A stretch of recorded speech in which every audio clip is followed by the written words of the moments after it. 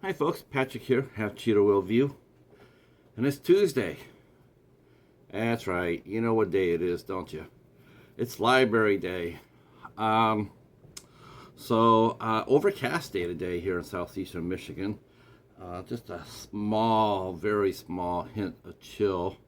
Um, but good day to go to the library. Not crowded at all. Very, very quiet, very peaceful, and so got in. We've had a three week good run, so we're looking to continue that today, and I'm happy to say that we did. Yes, we had another outstanding week at the library. Everything I'm showing you today will be 25 cents. And again, I don't know how it works. I just go with it. Um, so the first thing I'll show you was really quite unexpected to see, and that was a Warner Archives release. You don't see these very much out in the wild. Sometimes, yes. Sometimes I've seen a few at the library, a few, but not very many. This is the first one I've seen in quite a while. And this is a Hildegard Withers mystery collection. So there was a character named Hildegard Withers, and they based a small series of movies around her character. That was a common thing back in the 30s and 40s. That's why you had Thin Man, and you had Charlie Chan and Bulldog Drummond and whatnot. They would Nancy Drew. So they would put together movies based around a character and pop them out, and people would go out and support them. Now the character of Hildegard Withers was played by three different actresses. It was played by Edna Mae Oliver for two, and three. I'm sorry, she was on three, and then Zuzu Pitts was in two, and then a lady named Helen Broderick. I don't know if that's related to the Broderick family. I have a feeling it probably is. So there's 6 movies here. These are all black and white, and most likely from the 30s. I've never heard of the character, so I have no idea. So all I know is it's a collection, it's a series, and it was a quarter, and it was Warner's Archives. That's all I needed to know. The cover is really cool. And on the back, it features some other covers too. It features 2 other covers of the series back when it was released. So that's the way we're starting off the week right there. This is actually a good week for mellow movies. This is a very mellow-centric selection. There's only one movie that's it's a horror movie. The rest of everything I got here was just total mellow and chill, and that's all right. Next up, got myself a Hallmark movie. That's right. This is actually one of the better Hallmark pulls that I've done at the library. I always expected to see more of these, and I never really have. Today, this is called How to Fall in Love, and this features Kathy Nimiji from Hocus Pocus, Brooke Orsay. I don't know if that's... Yeah, Orsay. She was in Drop Dead Diva. Very cute actress, too. And, of course, we have Eric Mabus, who is in Signed, Sealed, and Delivered, as he plays the head of the Postables, Oliver O'Toole. So, I was really happy to see that. I was like, wow, okay, you don't see that very often. And then, right next to it, another Hallmark, Brooke Burns, Undercover Bridesmaid. That's right. You know it's going to be a romantic comedy, right?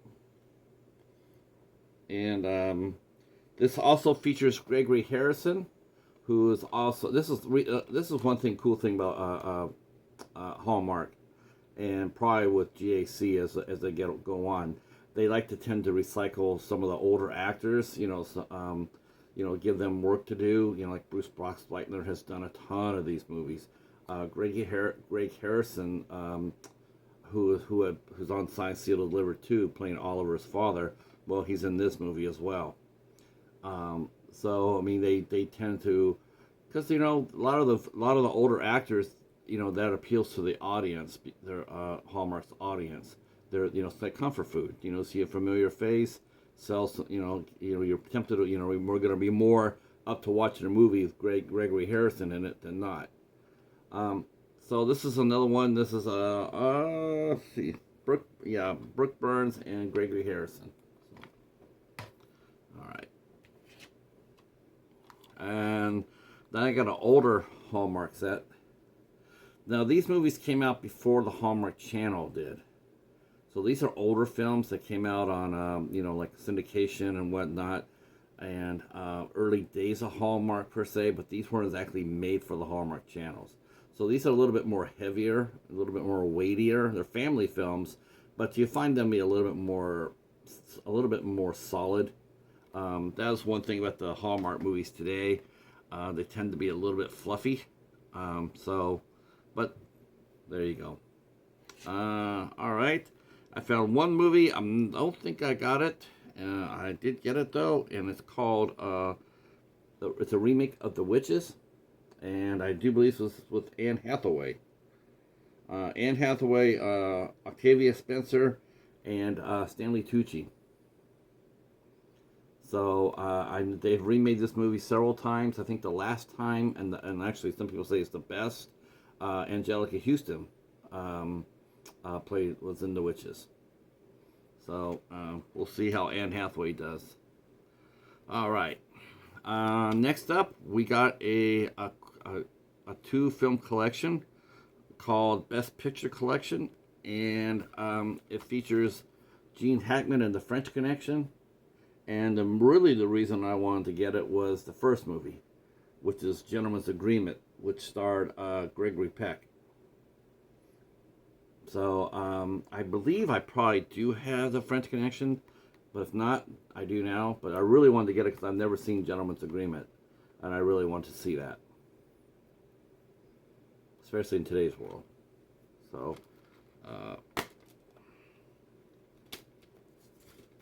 these are from 20th Century Fox. So, and of course, The French Connection features one of the best car chases ever on camera, and totally improvised. All right. Next up is the one horror film I did get, and it comes from Blockbuster. As you can tell, you got a Blockbuster case here. So this is called The Frozen, starring Britt Morgan, Seth David Mitchell, and Noah Segan. Never heard any of these folks, and this movie this movie's old. I can tell you that much. It's probably over 10 years old, because Blockbuster's been gone for that long, if not longer. So this will be an older film. This is going to be 2012 actually. This is going to be a suspense one. This is rated PG-13, so I don't expect to get scared. Who gets scared off of PG-13? But it should be pretty good. It looks good. It has a nice young cast to it. So there you go. All right. I got one last movie collection to show you, and then I got some TV series. I got another collection here, and this is fun. This is 8 movies, and it features the best of Abbott and Costello Volume 3. Now, this is put out by Universal, so the print quality of the disc will be excellent. And it features 8 movies. It features 8 movies with Abbott and Costello. Man, they did a lot of movies. Who knew, right? Abbott and Costello Meet Frankenstein, so one of the Universal monster movies. It also has Abbott and Costello Meet the Invisible Man from 1951, another Universal monster. And also features Abbott and Costello Meet the Killer, Boris Karloff. So there's some really quality and classic Abbott and Costello films. Again, this is from Universal, so this is not the really poor transfers that you usually get from Mill Creek or Echo Bridge. This is really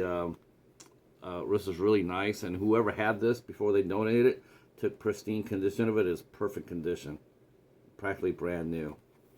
So there's some comedies. I like Abbott and Costello, and I like the fact they had those three of the Abbott and Costello meeting the Universal monsters. That'll be fun to watch. It's been a long time since I've seen those. All right, so now I have four TV series to show you. Okay, I got the first season of Mad About You, featuring Paul Reiser and Helen Hunt. This is a very smart comedy. I am a big Helen Hunt fan. I like Paul Reiser too, but I'm a big Helen Hunt fan. Anything I generally see of hers, I will try to get it. I don't know much about this show because I never watched it when it came on. I think I've only seen maybe 1 or 2 episodes in my entire life, but it's one of those shows where I knew about it, I heard about it, I know that it was critically acclaimed. So, alright. Okay, next, I got the complete 4th season of Castle. Now, I have 2 seasons of Castle already. I had the first 2 seasons. So, I got the 4th season. As you know, Nathan Fillion is now doing a show called The Rookie. He's been doing that for 5 years. He pretty much went from this to that without really much taking a break, and has done really well with it. Castle was doing pretty well.